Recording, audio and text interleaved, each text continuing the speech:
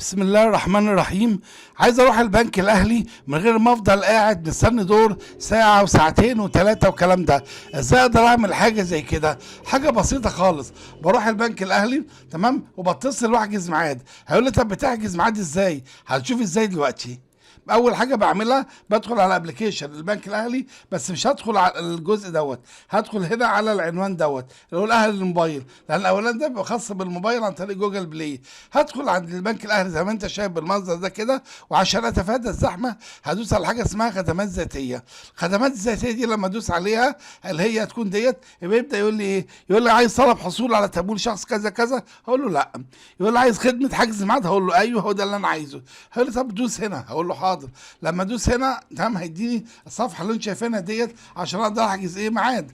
هيقول لي طيب ماشي انت هتحجز هتعمل ايه؟ هقول له هتحجز هعمل مثلا دفع، هعمل كذا، هعمل اي حاجه. يقول لي اي حاجه انت عايزها اعملها، بس المهم تحجز الميعاد قبلها. في شروط للكلام ده؟ قال لي اه طبعا. هو الموضوع كده؟ بقول له طب قال لي الخدمه دي لكافه العملاء بتاع البنك، او لو مش عميل للبنك ممكن تحجز تمام وتيجي تشوف الدنيا عامله ايه.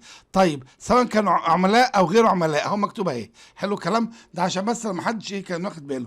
طب الفرع متاح حسب مثلا المكان اللي انت هتكون فيه وحاجات زي كده.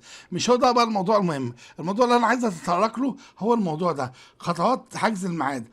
تختار الشريحه لازم شريحه موبايل. ليه بقى؟ سواء كنت عميل بنك مش عارف بلاتينيوم تمام. بلاتينيوم ده اللي هو عندهم مبالغ معينه كبيره تمام، بيكون شهادات عاليه جدا اللي هي فوق مبلغ معينه تمام. ده بيسموه عميل بنك بلاتينيوم، برضه ليه حجز معين. كبار السن طبعا لهم حجز معين، ذوي الاحتياجات الخاصه لهم الناس كلها دي لها حجز بيبدوهم طبعا في المواضيع دي كلها.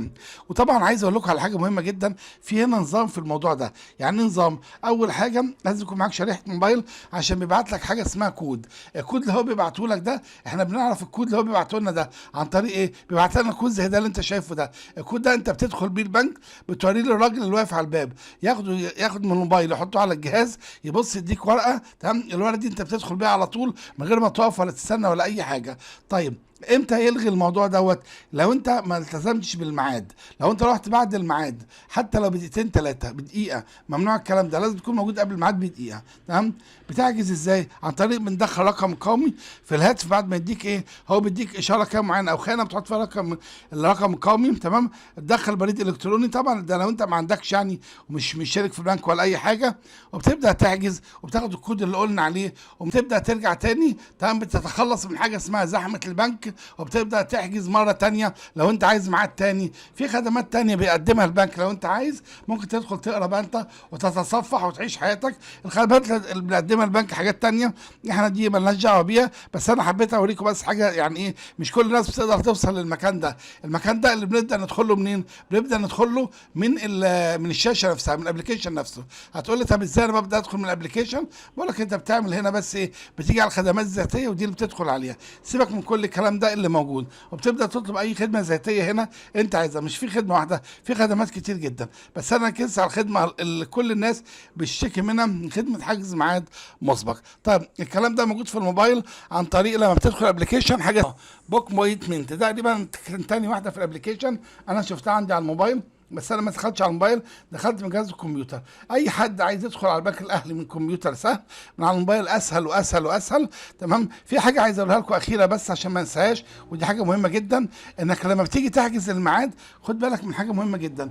لو الميعاد عدى عليك تمام، الميعاد عدى عليه بالليل مثلا، يعني انا حاجز الثلاث والنهارده الاثنين تمام، يوم الاثنين الساعه 12 بالليل 12 ودقيقه، مش من حقي الغي الميعاد او اعدل فيه، مش من حقي اعمل حاجه. الغي مش مشكله واخد يوم تاني، لكن اعدل واقول له بدل 12 و5 خليها 12 و10 ممنوع. طب قبلها قبل الساعه 12 مسموح ان انا ادخل واعدل اذا كان يسمح، لان ممكن اقول له انا عايز مثلا 12 وربع، يقول لا في ناس جايه في الميعاد ده، او مثلا او فيها يكون زحمه خليها 12 وثلث. هو بيوافق على ميعاد معين هو اللي بيقوله. حلو، انت بتقترح هو بيقول لك الميعاد ايه المناسب ليه. فده الكلام ده قبلها بيوم، قبل الساعه 12 بيوم. يعني مثلا لو زي ما قلت حاجز الثلاث، يبقى يوم الاثنين الساعه 12 بالليل، ممكن قبل 12 ماشي، بعد 12 ده عندهم حاجه اسمها يوم جديد في البنك، فمش من حقك تدخل تعمل الكلام ده. ودي معلومه هو كاتبها هنا موجوده للي عايز يقعد يقرا في الموضوع ده كله. اختصرت لكم القرايه عشان ما حدش يقعد يقرا ويتعب والكلام ده. في حاجه عايزين نبص عليها كده تمام، هي موجوده تحت، اللي عايز يبص عليها براحته.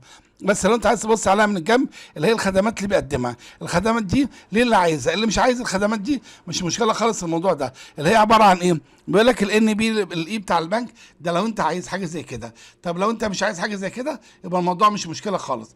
طيب لو انت عايز مثلا موضوع تاني زي اللي هو ايه، طب مثلا عايز الواتس، عايز اي حاجه على البنك، عايز حاجه على الفيس بتاع البنك، عايز تقعد تدخل تقرا وتشوف الاسئله والمواضيع والكلام ده، ادخل اقرا واعمل اللي انت عايزه. عايز بالعربي بالانجليزي دي حاجه ايه مالناش دعوه بيها. طب لو انت عايز اي حاجه تانية مثلا زي ايه، زي مثلا الواتس هتلاقي موجوده، زي الانستجرام هتلاقي موجوده.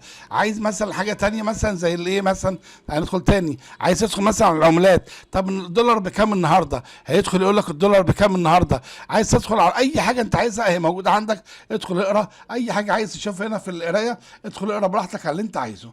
تمام، انا قدمت لكم الموضوع، واهم حاجه في الموضوع خدمه الحجز الموعد مسبق، عشان دي بتهم كل الموجودين. شكرا لكم وربنا يوفقكم.